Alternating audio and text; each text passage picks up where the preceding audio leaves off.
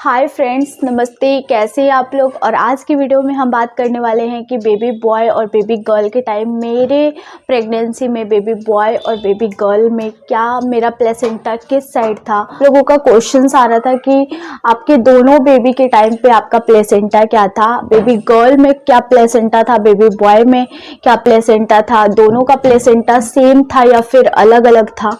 और ये सारी चीज़ें आप लोगों का जो है क्वेश्चंस आ रहा था, तो मैंने भी सोचा कि इस पे वीडियो बनाते हैं। डाउट्स हैं वो है कि आप प्लेसेंटा बेबी गर्ल के टाइम किस साइड रहता है, बेबी बॉय के टाइम किस साइड रहता है, कितना विश्वास किया जा सकता है, मेरे एक्सपीरियंस के अनुसार कितनी हद तक ये चीज़ें सही साबित हुई है, वही आज मैं आपसे शेयर करूंगी।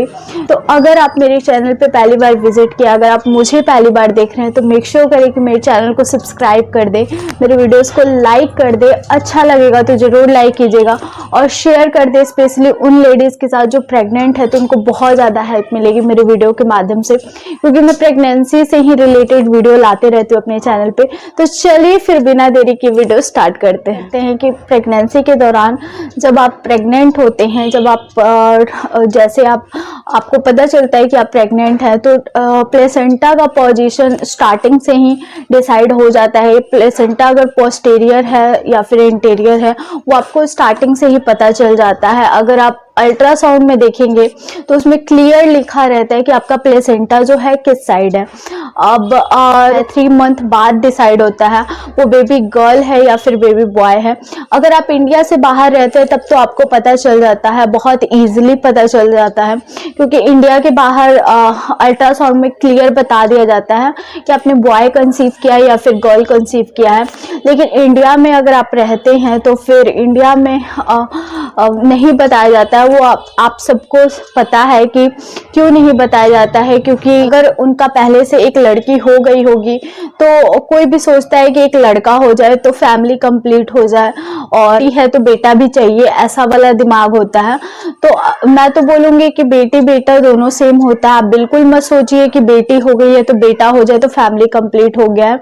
भगवान, आप इतना शुक्रगुजार कीजिए भगवान का, कम से कम आपको बच्चा तो दिया है। नहीं तो बहुत लोग ऐसे होते हैं जो बच्चों के लिए तरसते हैं।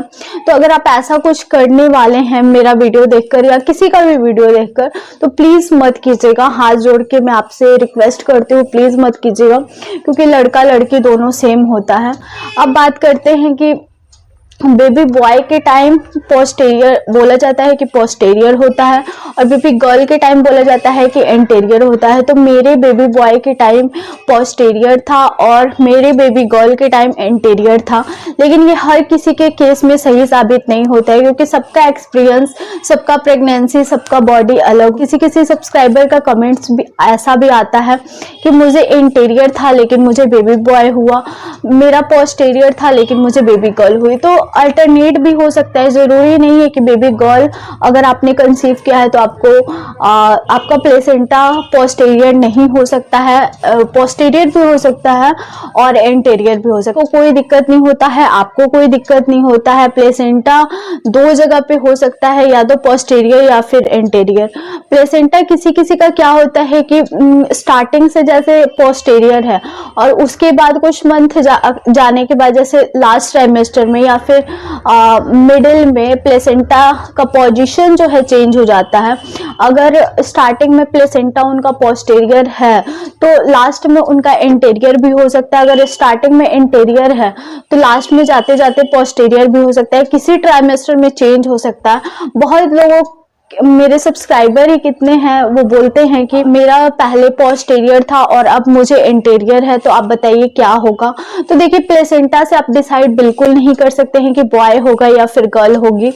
प्लेसेंटा बेबी तक खाना और विटामिन पहुंचाने का काम करता है, और वो बेबी के साथ ही जुड़ा रहता है। बेबी जब डिलीवर्ड होता है तभी निकलता है। तो प्लेसेंटा से आप डिसाइड नहीं कर सकते हैं, वो चाहे पोस्टीरियर हो चाहे इंटीरियर हो। बेबी शुरू से ये मक्खी भी ना मेरा प्लेसेंटा मेरे बेबी गर्ल के टाइम शुरू से फर्स्ट ट्राइमेस्टर से ही इंटीरियर रहा है।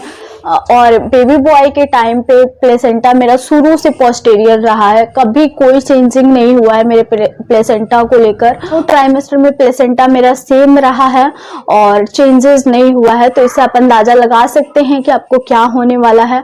और प्लेसेंटा से आप डिसाइड बिल्कुल नहीं कर सकते। हाँ, सिम्टम को देखकर थोड़ा बहुत आप अंदाजा लगा सकते हैं, लेकिन पूरा हद तक उस पर भी श्योरिटी नहीं होती है।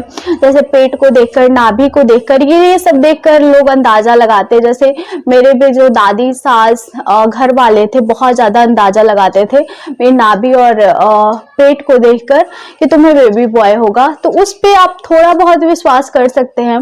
लेकिन प्लेसेंटा पे आप बिल्कुल विश्वास मत करिए। प्लेसेंटा हो गया, FHR हो गया, ये सब नेचुरल होता है और ये सब बॉडी पे डिपेंड होता है। दो तरफ हो सकता है, या तो प्लेसेंटा पोस्टीरियर हो सकता है या फिर इंटीरियर हो सकता है, तो इस पे आप विश्वास 100% नहीं कर सकते हैं। होप आपको आपके जो सारे डाउट्स होंगे आज की वीडियो में क्लियर हो गए होंगे। होप आपको आज की वीडियो बहुत ज़्यादा पसंद आई होगी। अगर हाँ, तो मेरे वीडियो को थम्स अप जरूर दीजिएगा, सब्सक्राइब कीजिए नीरू ब्यूटीफुल कॉर्नर को।